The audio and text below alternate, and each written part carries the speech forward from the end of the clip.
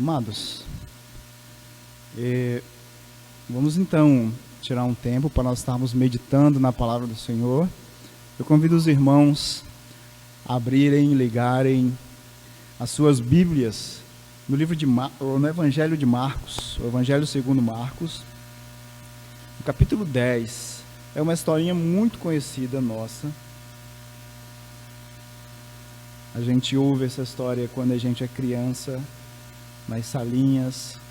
Quem evangeliza criança se utiliza dela. Nós ouvimos diversas mensagens. Nós sempre nos condoemos, ou nós geralmente paramos para olhar e ficamos com dó daquele rapaz que chegou diante de Jesus, né? Que justamente a gente está falando aqui daquele jovem rico que chega diante de Jesus, perguntando o que ele pode fazer para ser salvo. E ele tem uma resposta que ele não queria muito ter, e ele sai da presença de Jesus triste, né? No entanto, não aceita a imposição que Jesus fala a ele. Essa história ela está relatada nos evangelhos sinóticos, nos 3 evangelhos sinóticos. Ela tanto está aqui em Marcos 10, como ela também está em Mateus 19, 16 a 22, e também Lucas 18 a 23. Né? Se trata da mesma história, da mesma passagem, e eu escolhi, portanto, a passagem de Marcos para estar meditando com os irmãos nessa noite. Vamos ler então a palavra do Senhor. Quando eu estou na igreja, de fato num culto, eu gosto de ler de forma responsiva. Então aqui eu vou ter que eu mesmo responder a mim mesmo. Né? Então, a palavra do Senhor diz assim: E pondo-se Jesus a caminho, correu um homem ao seu encontro, e ajoelhando-se perguntou-lhe: Bom mestre, que farei para herdar a vida eterna? Respondeu-lhe Jesus: Por que me chamas bom? Ninguém é bom senão um, que é Deus. Sabes os mandamentos? Não matarás, não adulterarás, não furtarás, não dirás falso testemunho, não defraudarás ninguém, honra teu pai e tua mãe. Nessa passagem aqui, Mateus ainda acrescenta, né? Ama o teu próximo como a ti mesmo, mas aqui não. Então ele respondeu: Mestre, tudo isso tenho observado desde a minha juventude. Jesus, fitando, o amou e disse: Só uma coisa te falta. Vai, vende tudo o que tens, dá-o aos pobres, e terás um tesouro no céu. Então vem e segue-me. Ele, porém, contrariado com a palavra, retirou-se triste, porque era dono de muitas propriedades. Vamos orar ao Senhor. Senhor Deus, amado Pai, nós paramos diante do Senhor e pedimos que o Senhor mais uma vez fale conosco, Pai. Nosso coração precisa tanto da Tua palavra, precisa tanto do Teu Espírito, precisa tanto do Teu consolo, precisa tanto da Tua orientação, que nós temos que recorrer ao Senhor, que é o nosso Deus. Nós queremos, ó Pai, mais uma vez ouvir a Tua voz. Nós queremos mais uma vez ser edificados pelo Senhor. Nós queremos mais uma vez, ó Pai, estar aos Teus pés, aprendendo do Senhor. Portanto, meu Pai, faz com que, ó Pai, nós tenhamos um tempo aqui, Senhor Jesus, de crescimento, juntos, na Tua palavra. Eu peço ao Senhor, em nome de Jesus.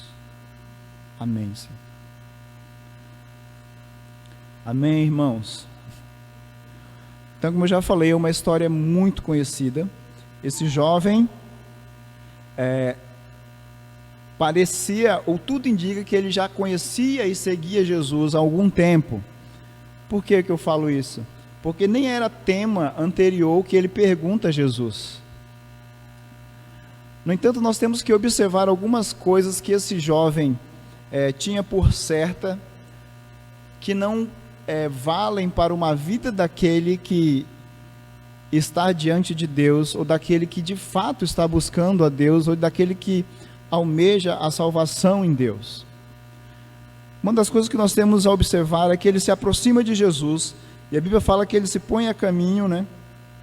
Ele se ajoelhou diante do Senhor, e ele fala, parece que isso é uma coisa boa, parece que isso é respeitoso, mas ele fala, bom mestre, o que farei para herdar a vida eterna? Aqui pelo menos tem 3 coisas as quais a gente pode observar da perspectiva que aquele jovem tinha sobre a pessoa de Jesus. A primeira era que ele achava que ele não via Jesus como o Filho de Deus, o Messias prometido. Ele não via Jesus como aquele que veio e que seria o grande redentor, o grande resgatador de Israel. E para isso nós temos que entender a perspectiva dele, de um judeu natural daquela época, e que também de alguns judeus até hoje, e de judeus anterior a ele.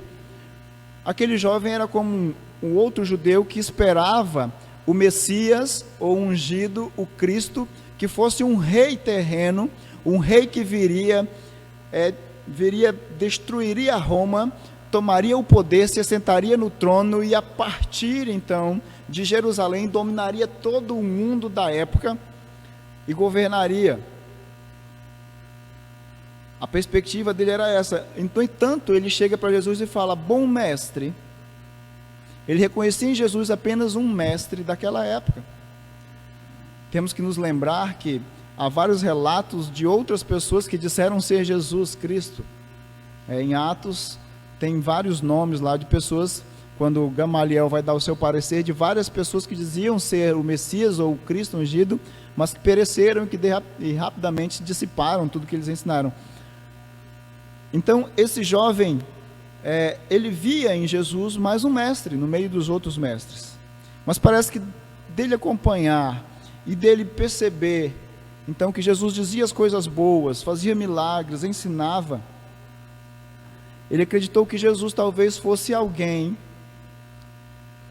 que pudesse então lhe ensinar uma nova maneira do caminho para a salvação. E é por isso que ele pergunta, bom mestre, o que eu posso fazer para herdar a vida eterna? O segundo erro que esse jovem, a segunda perspectiva errada que esse jovem tem, a primeira é acerca de Jesus, a segunda é acerca dele mesmo. Ele via como alguém que tinha méritos ou que tivesse os meios pelos quais, ou as ações pelas quais ele podia se justificar ou ser salvo. Ou seja, ele acreditava que pelas obras que ele fazia, ele conseguiria, então, ser salvo. De maneira que caminha esse jovem até o final, e Jesus fala para ele, olha, uma coisa te falta. E nessa noite, então, nós vamos parar e pensar. Isso é uma interrogação mesmo, meus amados. Eu quero que você se pergunte, o que me falta? O que me falta? Se eu quero desfrutar nessa vida, de uma vida que glorifica a Deus, de uma vida que adora a Deus, da vida de alguém que evidencia a salvação em Cristo Jesus, o que me falta? E a perspectiva errada desse jovem sobre si mesmo era que o homem podia se justificar. E outra e terceira perspectiva era que um homem pode fazer coisas boas. Por isso que ele, falando a Jesus, bom mestre, o que eu posso fazer? Ele recebe em contrapartida a resposta de Jesus. Notem que Jesus responde, por que você diz que eu sou bom? Se você me vê como um homem, e do homem natural nada pode vir de bom, porque você me chama bom? Se você me vê apenas como um mestre, um humano, por que você diz que eu sou bom? Jesus está dizendo a ele que nada pode vir de bom de um ser humano, ou de um homem, ou que um homem não possa produzir em si mesmo capacidades, obras e meios para ser salvo. A bajulação dele de nada adianta diante de Jesus.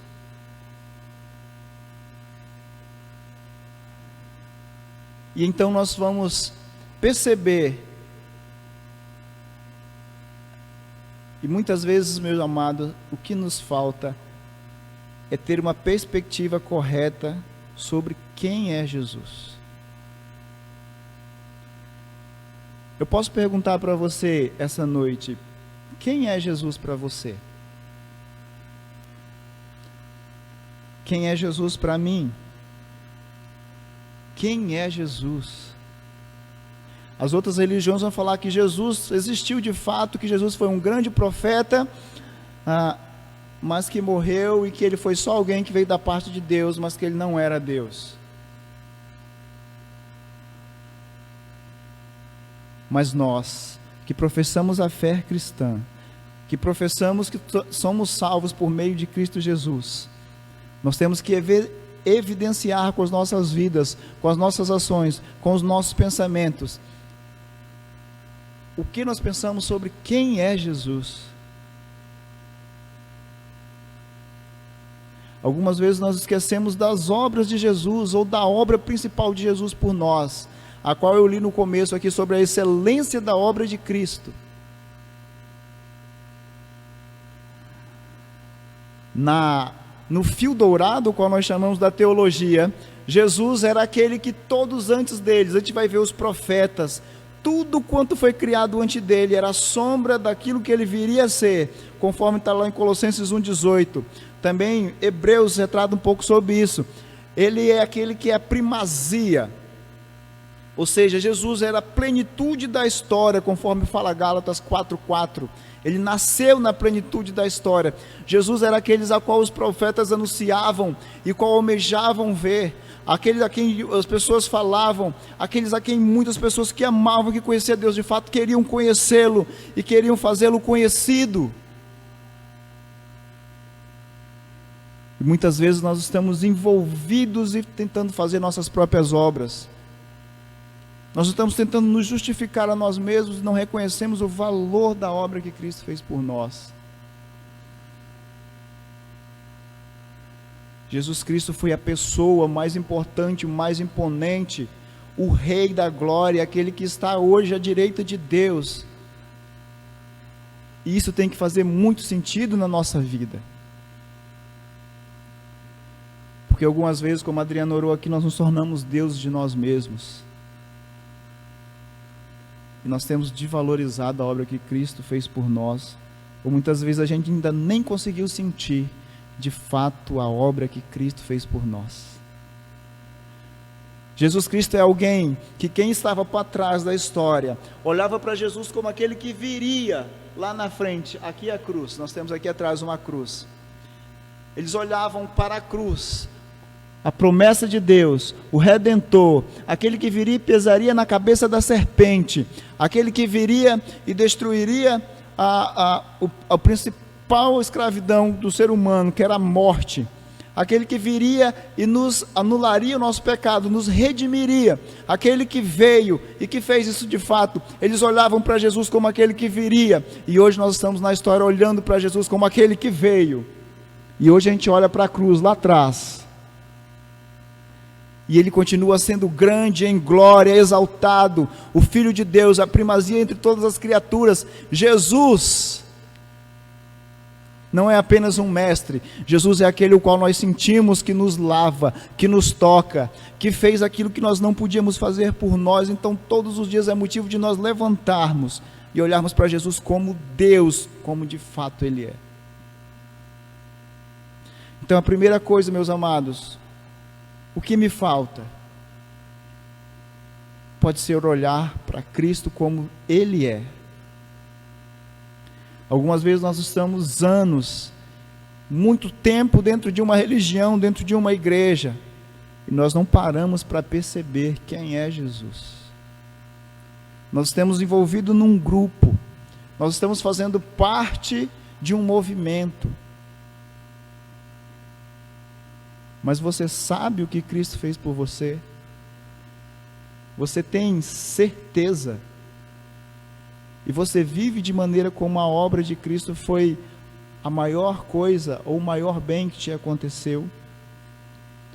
Ou você ainda procura as suas justificações nas ações, nos trabalhos que você faz, naquilo que você pode produzir? Irmãos, chegar diante de Cristo e olhar para Jesus, olhar para o próprio Cristo, é muito mais do que apenas ver a partir de mim.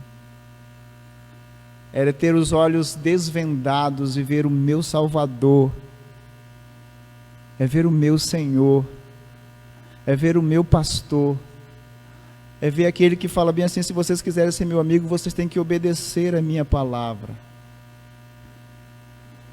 E a gente tem visto tanta gente dizendo que conhece Jesus e vivendo de maneira tão contrária às palavras de Jesus. Porque muitas vezes nos falta ter a perspectiva correta sobre quem é Jesus.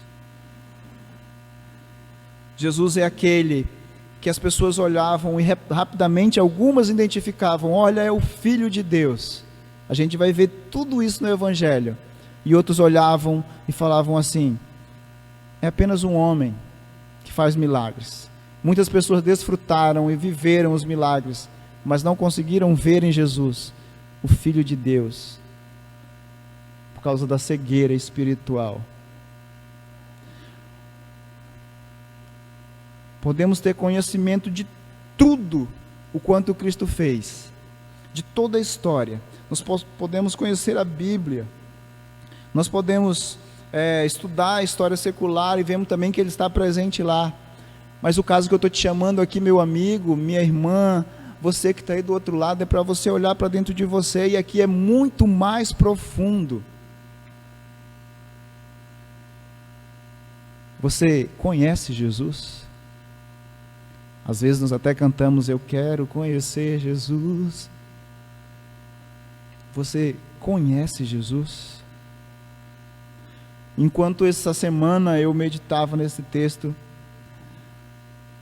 eu me perguntei: você conhece Jesus? Algumas vezes o cotidiano, os costumes, aquilo que nós vamos nos adaptando, vão nos tirando a essência daquilo de quem é Jesus.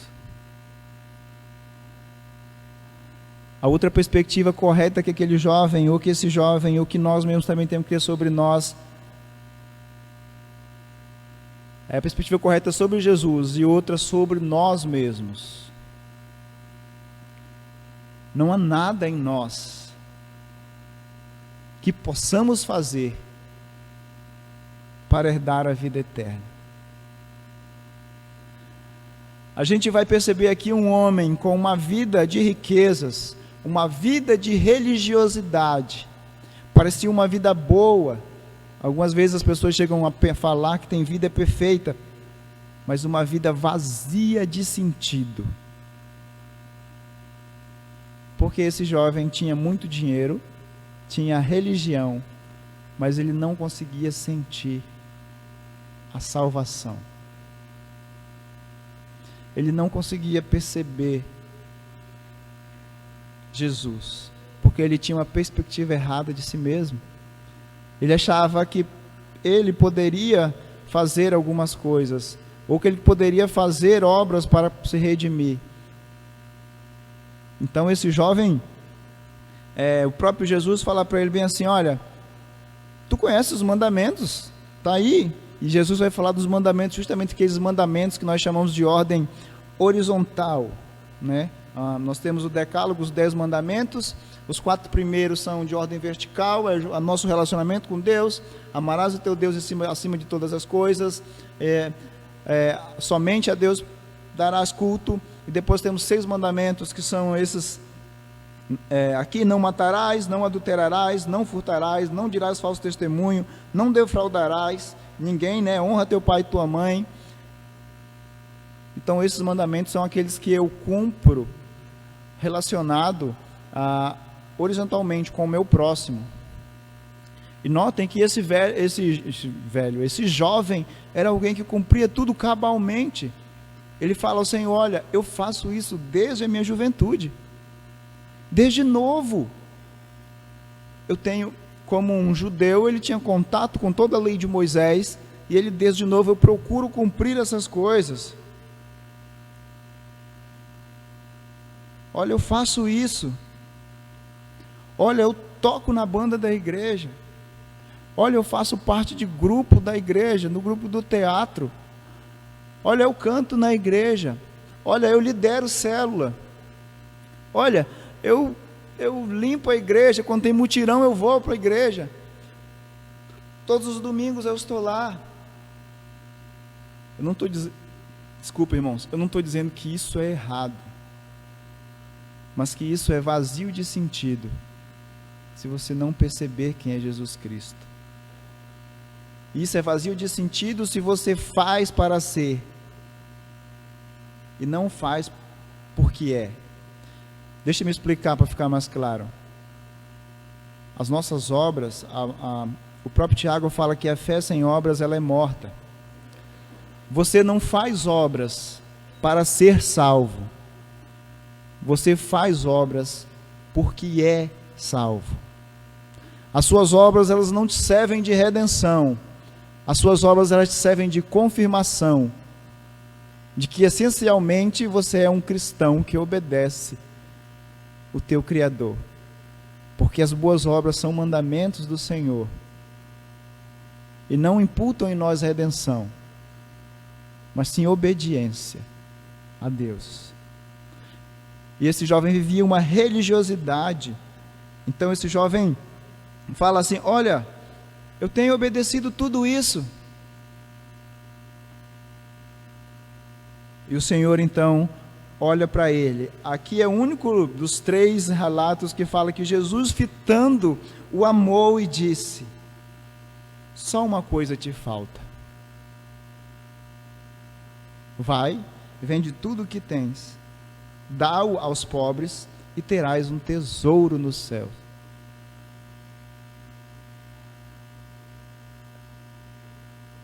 Olha, só uma coisa te falta. Por isso que o tema é, o jovem começa perguntando: o que eu posso fazer? O que me falta fazer? O que eu posso fazer? Jesus vai olhar para ele e vai falar: só uma coisa te falta. E essa coisa que falta, o que Deus Jesus quer dele, não é o seu bem, não é o seu dinheiro, não é o que ele pode fazer, não é o que ele é capaz de produzir. Mas o que Jesus quer daquele jovem é o coração. O que Jesus quer daquele jovem é o altar do coração daquele jovem. O que Jesus quer daquele jovem é que ele abra mão de tudo o que o separa de Deus e coloque no lugar do ídolo do seu coração, ou no altar do seu coração, o próprio Deus. Jesus não queria uma atitude daquele jovem que se desfizesse dos seus bens ou que deixasse seus bens de lado, mas o que Jesus queria era que aquele jovem tirasse da vida dele aquilo que era a barreira que o impedia de ter o sentido correto sobre quem era Jesus e quem era ele mesmo. Então hoje eu posso me perguntar: o que me falta? O que me falta, meu irmão? O que tem sido o teu empecilho para você perceber Jesus, para você viver uma vida que exalte e glorifique o nome de Deus? O que me falta? Algumas vezes, servir a Deus não é apenas adquirir ou acrescentar, mas algumas vezes é abrir mão de coisas que são barreiras em nossas vidas. Será que o que eu tenho que abrir mão? Qual é o teu ídolo? É o teu carro? Qual é o teu ídolo? Teu marido, tua esposa? Qual é o que tem estado em primeiro lugar no teu coração? São os bens materiais? São as luxúrias, os prazeres da carne, a imoralidade? pornografia tem escravizado tantas pessoas. O secularismo, o consumismo tem derrubado diversos cristãos. A gente mora num país tão grande, com uma massa evangélica tão grande, que pouca diferença faz na vida do próximo. Porque estão com os olhos vedados, o coração tem andado longe do Senhor, e o que tem estado no nosso primeiro lugar muitas vezes é o egoísmo de nós mesmos, vivermos uma fé que é eu e pronto. É só eu. O que falta? O que tem que tirar do teu coração? Se Jesus olhasse para mim e para você hoje, o que ele diria? Só uma coisa te falta, Elius.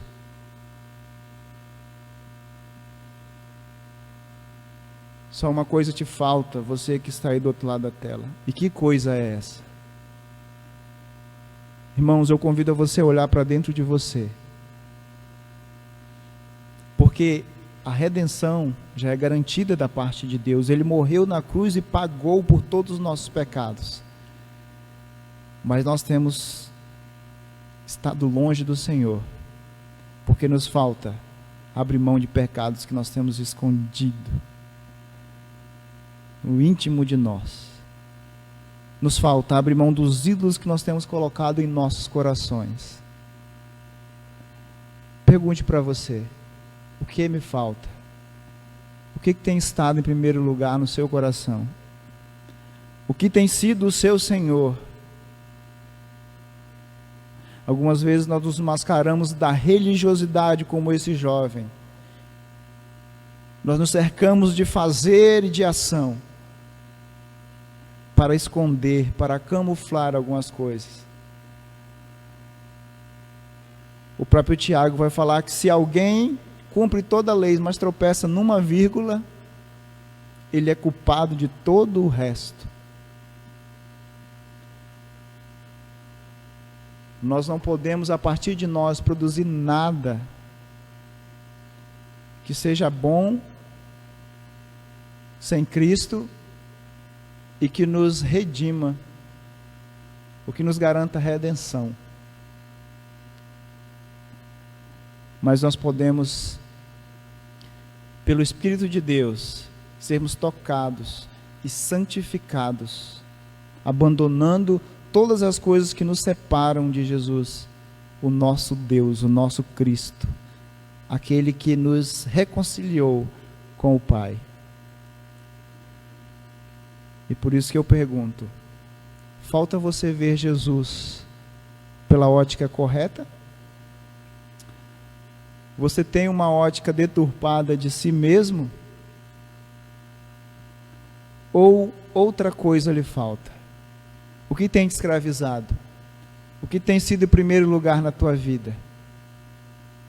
Eu te chamo para refletir, e eu deixo essa pergunta para o seu coração. Eu deixo essa pergunta para você pensar. Aquele jovem, ele simplesmente não quis. Ele abriu mão, e a Bíblia fala que ele, por causa das muitas propriedades que tinha, do muito dinheiro, por causa que o seu coração tinha por prioridade que ter era melhor do que ser, aquele jovem abriu mão de caminhar com Jesus Cristo e se retira dali. Alguém que chegou tão empolgado sai triste porque o seu problema era muito mais profundo do que ele pensava que era. Ele teve que desconstruir todo o seu caminho, o qual ele tinha construído através da ideia errada sobre quem é Jesus, da ideia errada sobre quem era ele mesmo. E por causa que faltava ele abrir mão do principal ídolo do seu coração, que eram os bens materiais. Que o Senhor nos abençoe e nos dê uma semana de reflexão na palavra dEle. Que Ele nos dê graça. E que o Espírito do Senhor, meu irmão, te dê força para lutar contra esse mal que tem te assolado, contra esse pecado que tem te escravidado. E que o Senhor te acrescente aquilo que te falta, porque só Ele pode restaurar a tua fé, a tua vida, o teu coração. Amém? Vamos orar ao Senhor. Senhor Deus, amado Pai, nós agradecemos ao Senhor por mais um momento o Senhor ter nos instruído. Eu louvo ao Senhor,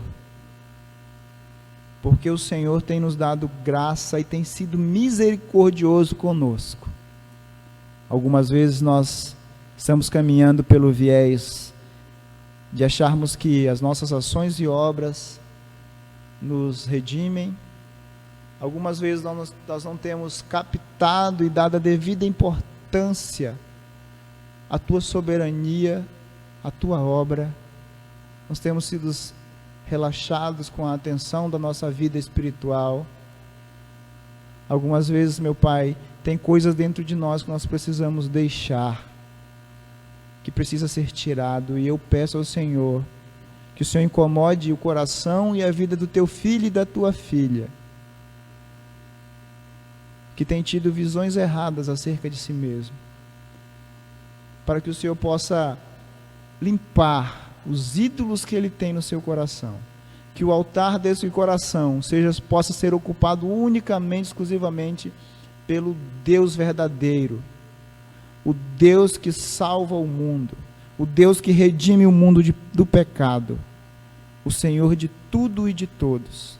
Que o Senhor, ó Pai, abra os nossos olhos a fim de perceber quem é Jesus. Que o Senhor abra nossas mentes a fim de viver para a tua honra e a tua glória. Porque o Senhor, ó Pai, se revela a quem o Senhor quer. O Senhor se mostra aos teus filhos. O Senhor trabalha nos corações deles, ó Pai, transformando, revigorando, prosperando, florescendo e produzindo. Não nos deixe, ó Pai, viver um cristianismo medíocre, escondido na religiosidade, mas nos ensine a viver uma vida que, de fato, é cheia do Teu Espírito Santo, que, de fato, glorifica o Teu nome. Nós sabemos, ó Pai, que o Senhor, ó Pai, pessoas que não tinham a visão do mundo, como o cego de Jericó, conseguiram perceber no Senhor o Filho de Deus. E pessoas dos olhos bons não conseguiram enxergar, porque os seus olhos não estavam no Senhor, mas para dentro de si. Que o Senhor possa direcionar os nossos olhos, a nossa vida e o nosso coração ao caminho correto, que é servir e viver ao Senhor. Amém, Senhor. Irmãos, boa noite, que o Senhor dê graça e paz a todos nesse tempo. Amém.